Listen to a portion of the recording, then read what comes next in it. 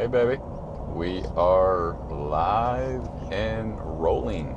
Welcome to another episode of AJ's Yacht Service, brought to you by our wonderful sponsors of Acura Electric, located in downtown Cape Coral, as well as Aquamarine Construction. Aquamarine is a very well-established dock and seawall company located in Cape Coral and just has a wonderful reputation of serving the community with dock, tiki huts, seawall construction, all types of good stuff. But take a look at their website at aquamarineconstruction.com and give them a call for all of your construction needs. They're great people, really good people. So I am here with my lovely marketing director, Miss Isabel Grace, and we are en route to do a little supervising, a little bit of quality control up to our end. A little bit of going to the mall. Not to go shopping though.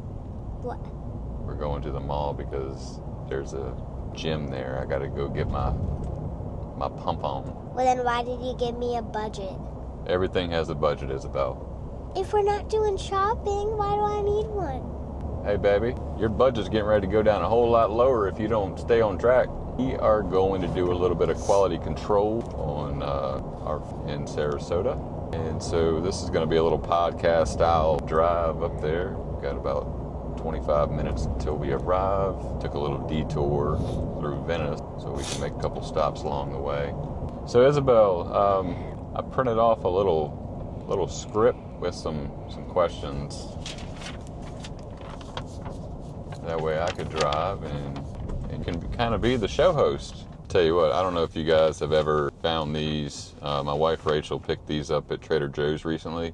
I've gotten hooked on them. They've got good, but you can't have them. They've got the same amount of caffeine as a cup of coffee, so. Yeah, but I had a sip of it. You had a sip, so you could taste it. And yeah, I think it came from Trader Joe's. So baby, what's the first question on your sheet there? I'm gonna start with last, because the last question is really good. Okay. Do you think God had a plan for your life even when it was really hard? Yes. Well, I knew that he was always there. I didn't know that there was a plan. There was a time when my life was very messy. It was very dysfunctional, which basically from the start. Home life growing up was very dysfunctional, and basically all the way up until I took responsibility myself and began to blame myself rather than blame everyone else, and realized that my reality is the way that it is because of me. Now there might have been a lot of things that had happened that I didn't have control over, but once I had reached that age where I was on my own, I was in control. And so I could always feel his presence. I could always feel that he was right there. But I never knew there was a plan until I started building that relationship with him, which was March of 2014. And that's where it all began. That's when Daddy made a quantum leap, a major shift. You want to know more, or is that you want to go to the next question? Because I can talk about that all day long. That's interesting. So we're going through, we're probably in North Venice Mobile Home Park, right here off 41. What was the hardest moment in your life and how did you get through it? Hardest moment in my life? I've had quite a few. My hardest moment in my life was when I broke my bone. That was a very hard moment. That was very, very scary. Absolutely. Well, you know, I'm glad you brought that up, because considering you think that was the hardest moment, for a 7-year-old little girl, you handled it better than most adults. Do you remember what you were doing in the middle of it? Well, like what I did to cause it? No, what you did to calm down? I'm pretty sure I just laid in my bed. Yeah, but there was something that you were doing that helped you to calm down. Do you remember that? No. You don't remember practicing your breath work? You just started breathing and you would close your eyes? Yeah, I don't remember because it knocked my energy out. It definitely knocked your energy out. Like, if I stood up, I would pass out and faint. Yeah. It was very scary.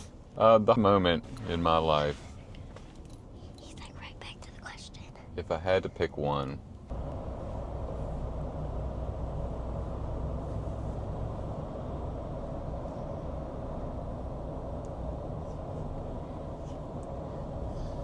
I guess I'm going to define the hardest moment as also the scariest moment.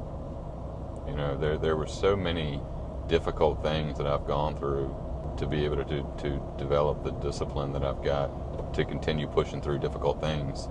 And so I'm going to frame this as the scariest thing, because hardest things, doing things that are hard, I look at those as positive things and do them all the time.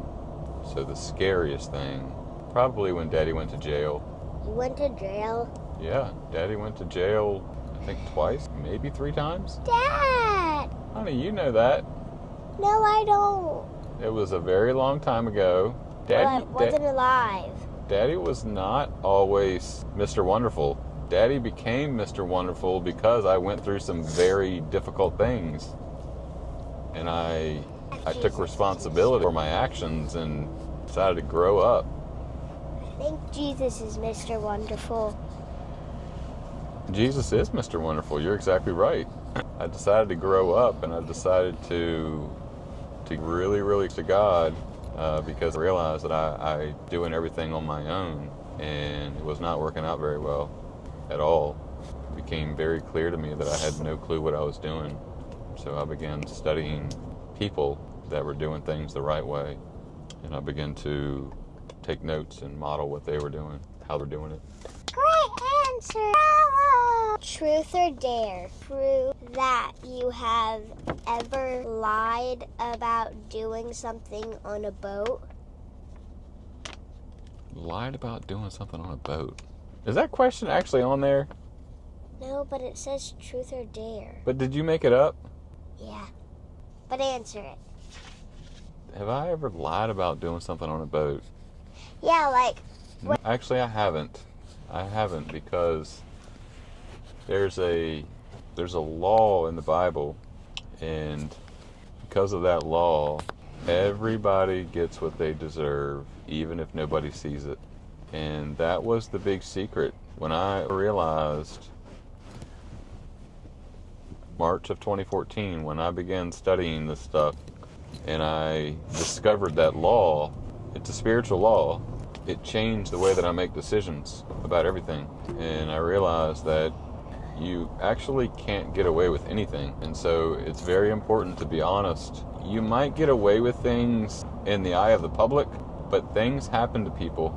Oftentimes when things happen to people and like there's no reason for it, it's because there's something going on spiritually that's off. There's a graveyard. And that's why even inside of our hearts, in our minds, we have to do our best to do what's right, because what comes around goes around. Most people call it karma, but it's really called reaping and sowing, and nobody can get away with it. I'm glad you asked me that, though. I have to think of a joke. And I gotta remember to stop at a stove. We gotta get Yalo some.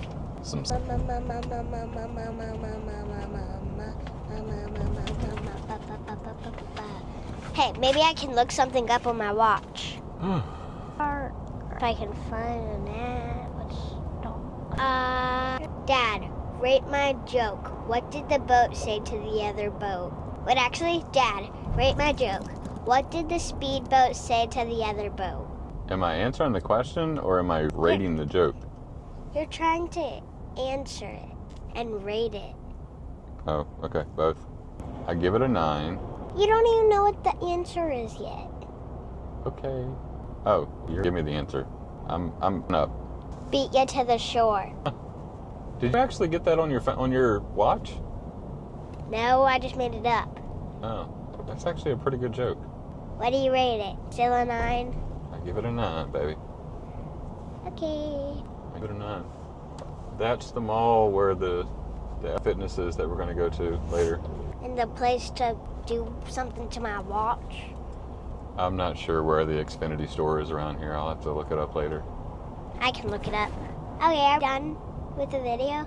Sure, we can wrap it up because we are almost to Marina Jack. Bye-bye. Hope you have a great day, or if you're watching it at night, hope you had a great day. Hope you had a great time for sleeping. Okay. A great time for sleeping. Yeah. Thanks for watching, folks. Bye-bye.